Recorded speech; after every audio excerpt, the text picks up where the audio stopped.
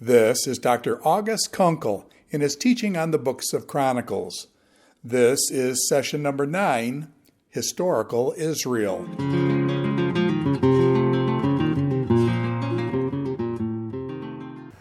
We left David with having established worship in Jerusalem.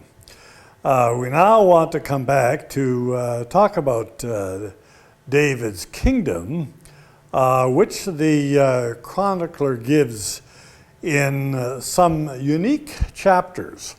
To describe the kingdom the way he imagines it to be, the way he thinks it represents God's kingdom in his time, as well as in David's time. And so these next chapters are ones in which the chronicler essentially leads us to the administration of David's kingdom in relation to the Levites and the state officials and all of the events. So the chronicler in chapter 18 here moves back to talk about some of the wars that enabled David to acquire territory. You know, if there is going to be a nation, if there is going to be a kingdom of some kind, there has to be territory. And the kingdom of Judah, the tribe of Judah, is a relatively small territory, so that it was under the leadership of David where we come to have something of what is a kingdom or an empire in which the territory is controlled. So the chronicler leads us to understand some of the wars of David. He begins with wars of Philistia and Moab. Those are the local people. The Philistines are the ones who had been the enemies of Israel traditionally to the west, but who were very much in decline. The Philistine cities were ones like Gaza and Ekron and Ashdod. If you think of modern Israel, the Gaza Strip is a part of what was the traditional Philistine territory. And so the Philistines were always seeking to extend that territory over into the tribe of Judah, and if possible all the way to the Jordan River, as they did when they conquered Saul. But what David does then is reverse that and conquers Philistia. And Moab, of course, was the territory just north of the Arnon River, which flows into the middle of the Dead Sea. And from there, it was kind of a tableland, a high mountainous ridge that served as the land of Moab. And in its larger territories, it extended all the way up to Heshbon, which is past the tip of the Dead Sea. So this is the account of how David took over that territory to the east of the Dead Sea. And then the chronicler goes on to talk about David's conquest of Edom. Now, we noticed Edom earlier in the genealogies as being the mountain of Seir. This is that territory from the southern tip of the Dead Sea all the way to the Gulf of Aqaba. And this territory was really occupied by a loose federation of peoples, but it was very important always to Israel, and was conquered by David in order to gain access to the port Ezion-Geber, which is on the Gulf of Aqaba. Israel has access to the Mediterranean, and then access to the south came through the Gulf of Aqaba. And for the empires of David and Solomon to function, they needed the help of the Phoenicians and Tyre and Sidon to the north, because they were mariners, and then the people at Ezion-Geber to the south. So that's the significance of these wars. After the chronicler describes this, he gives a list of David's chief people. And here we have a repetition of names that we've had before. The ones who were their military leaders, like Benaiah and like Joab, the ones who were their administrative officials, their priests and the scribes, like Zadok and so forth, and the palace guards, so that would be Benaiah. And so just a short list there of the fact that David had a very well-organized kingdom, a very well-organized nation, a state, and was expanding this towards becoming a kingdom. Then David's wars expand over to the east. And here we have record of David's wars with Ammon and then with the Arameans. If you think of the territory to the east of the Dead Sea, we have the Jabbok River.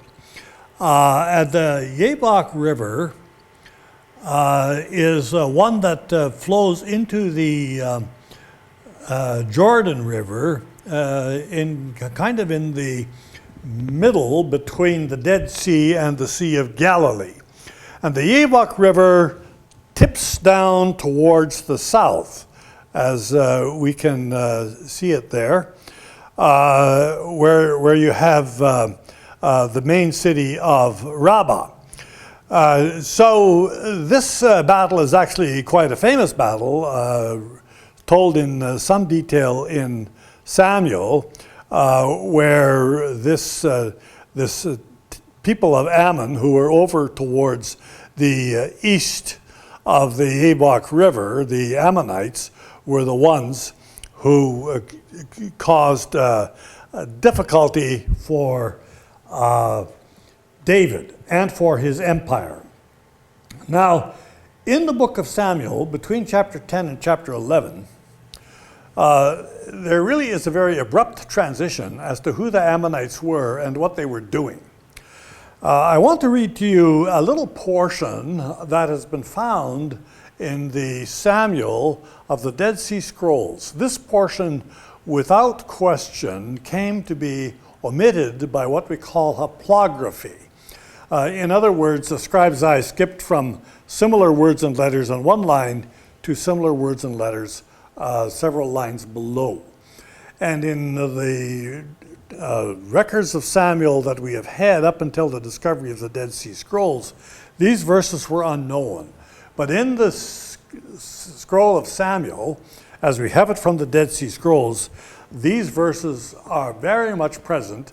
I find it disappointing that as much as Bible translators like to do textual criticism and to get back to the texts as they were written, they tend not to have included this.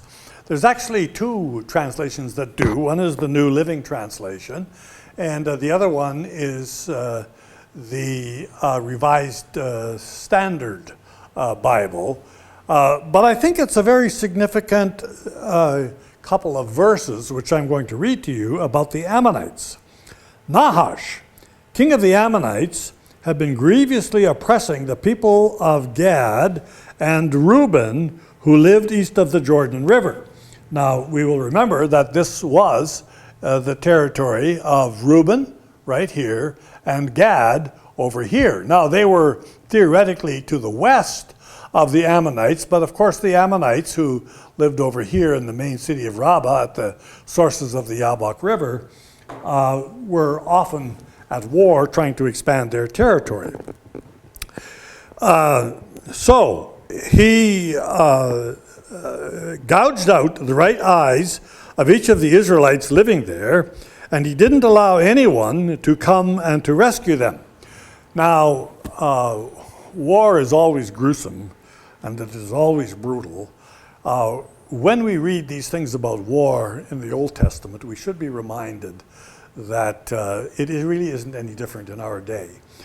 We talk now more about post-traumatic stress syndrome, but really what it is the effects of what one sees in war, and is very much present with us, with whether we're talking about Afghanistan or Iraq a few years ago. These things are awful, they're brutal. Now, the point of gouging out the right eye was that most warriors shot by pulling the arrow back with their right hand, and so the right eye was the one that they used for aim. So this was the way of disabling the Israelite soldiers.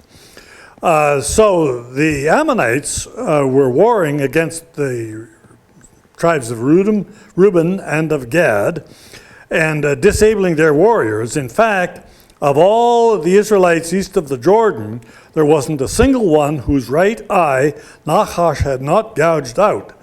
But there were 7,000 men who had escaped from the Ammonites, and they had settled in Jabesh Gilead.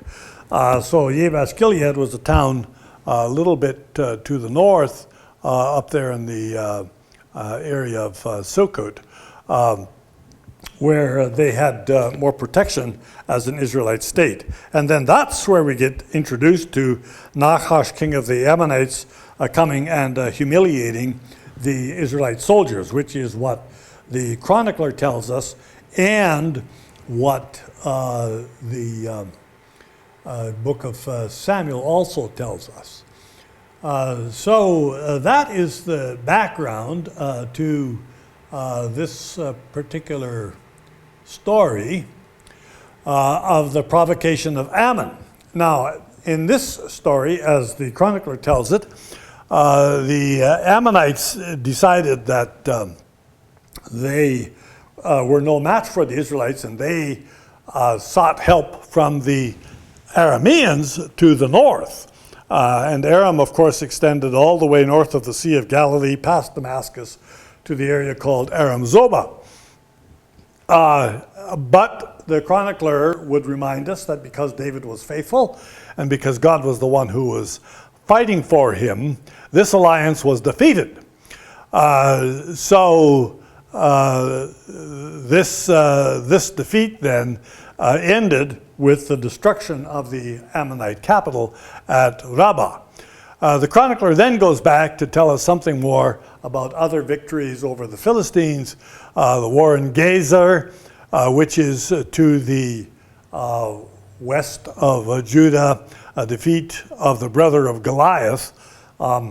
This is something that's very clear in Chronicles that's not quite so clear in Samuel.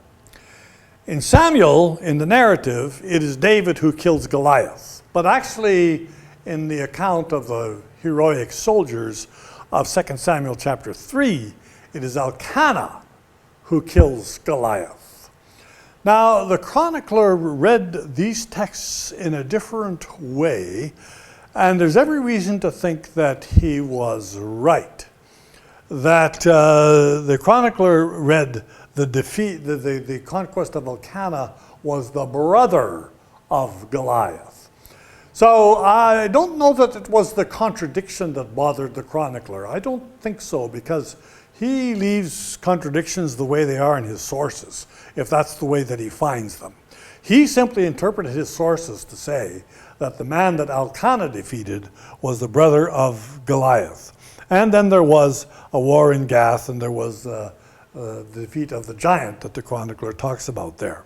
So this was the way in which the kingdom of David expanded from being the city of Jerusalem and the territories around it to the east over Moab, to the south over Edom, to the west over the Philistines, but then to the east and the north on the other side of the Jordan River by the defeat of the Arameans along with the Ammonites, because the two had allied together and both were defeated by the armies of David. So now we have a large territory that has become the empire of David under his control, that which is going to be known as the kingdom of David, which extends all the way from the Gulf of Aqaba north to the Lebanon ranges in the territory of Aram Zobah.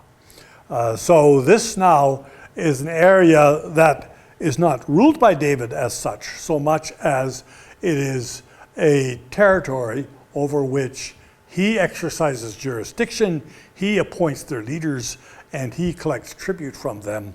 In other words, the chronicler is here telling us the way in which David becomes an empire.